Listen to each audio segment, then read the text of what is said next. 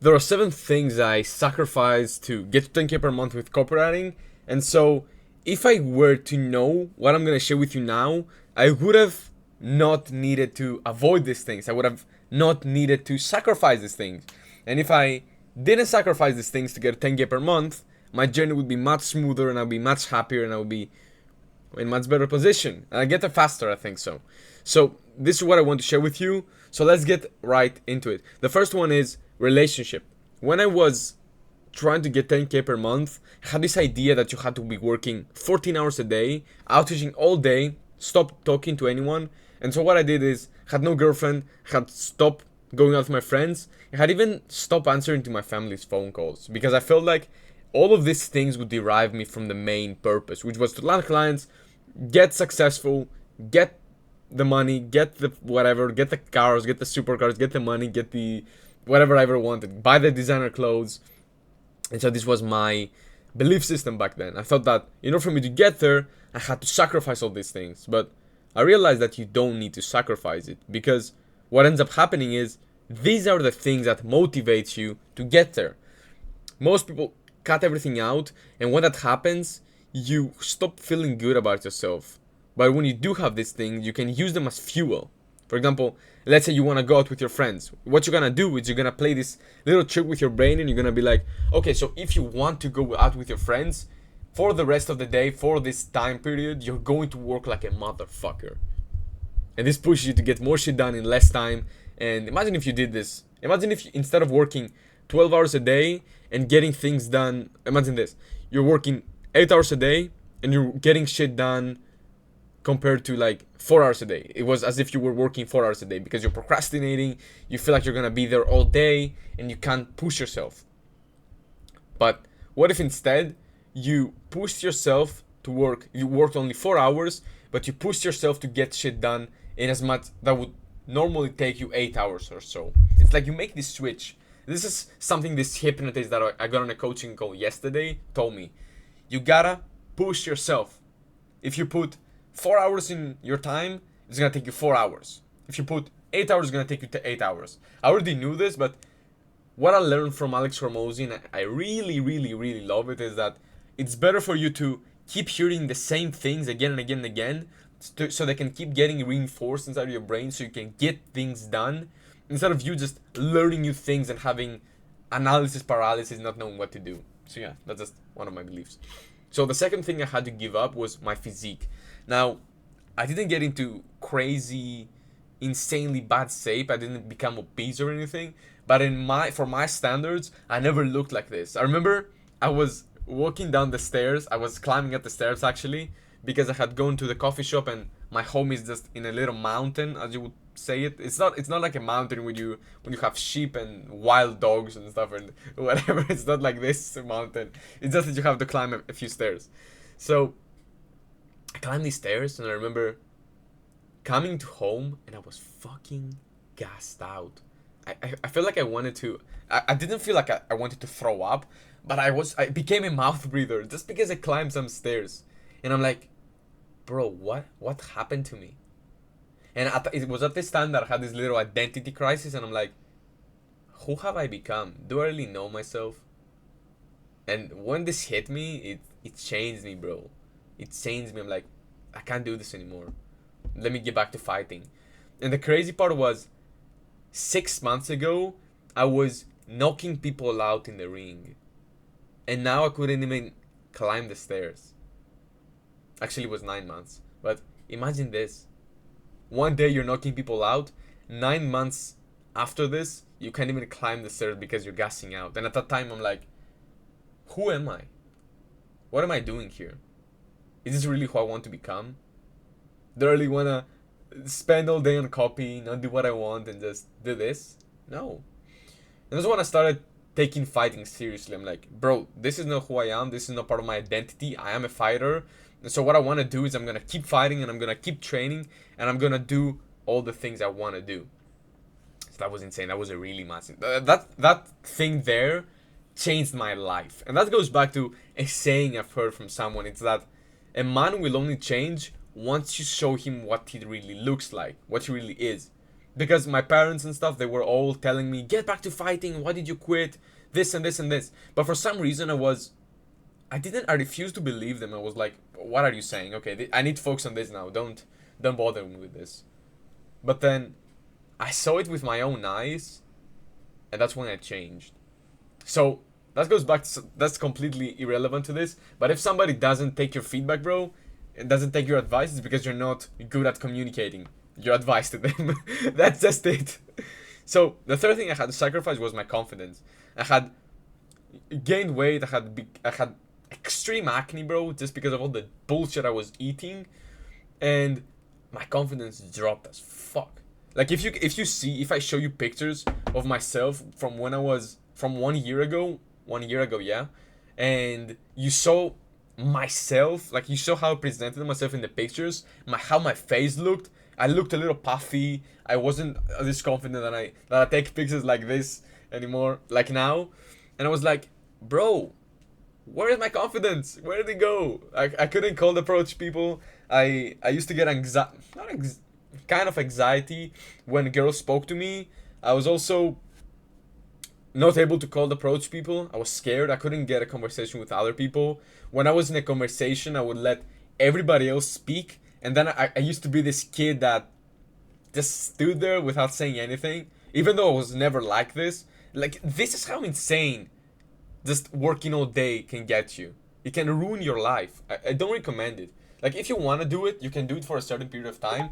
But if you do it for like a year straight, just like I did it, it's going to destroy you. It's going to murder you. So, you gotta find seasons. That's what I do. Find seasons for growth in this and maintenance and everything else. This is what I usually do. So I might have a season where I'm only focusing on fighting, and then I'm maintaining business and I'm maintaining everything else. I'm maintaining my relationships. There might be another season where I'm focusing on growing the business and I'm maintaining everything else, maintaining the fighting and maintaining the relationship. Or another stage is I'm going to be growing the relationships and I'm going to maintaining the rest. And that's like, for example, vacation and stuff. So the fourth thing I had to give up was fighting skills. I had stopped fighting because that goes back to us. I didn't even have the money to afford my coach, because he's not cheap. He's the best, and so you gotta pay premium for the best. So that's pretty self-explanatory. So I barely had enough money at one point to pay for a gym membership. I was about to quit the gym membership, and so I couldn't even pay like 10 times more to have a one-on-one coach or something. I couldn't even go there. Because in my own sick mind, this is what I was telling my parents when it came to fighting. I was telling them, I don't want to start fighting again, because I know that once I start fighting, this spark inside of me is going to reignite and I'm going to want to be the best. And I'm going to be training for 4 hours a day just to beat everyone else. Because that's who I am as a person. If you have something that I want, I'm going to work harder than you and I'm going to get it. This is my mindset. So doesn't that sound crazy? That you have this extreme mindset. This is who I am as a person as well. Maybe you are too. I know a lot of people who are, and in some cases it can ruin you. It can ruin you when you have this extreme mindset. You're either all in or all nothing. That's who I am as a person. Maybe you are too. So I stopped fighting. I lost my confidence. These two ties up together. And the fifth thing I lost was my communication skills. I was always good at communicating with people. I was always the type of person who makes other people laugh. I was always the person I wasn't really the clown, but I always had the communication skills to get my ideas across, to get people listening to me. And I always had this. But when I stopped talking to people because I became this basement goblin who only worked, then my communication skills, I lost them. And do you want to know the ironic part is that I was buying courses on communication skills and how to influence people and this and this and this, but I wasn't even talking to anyone in the first place.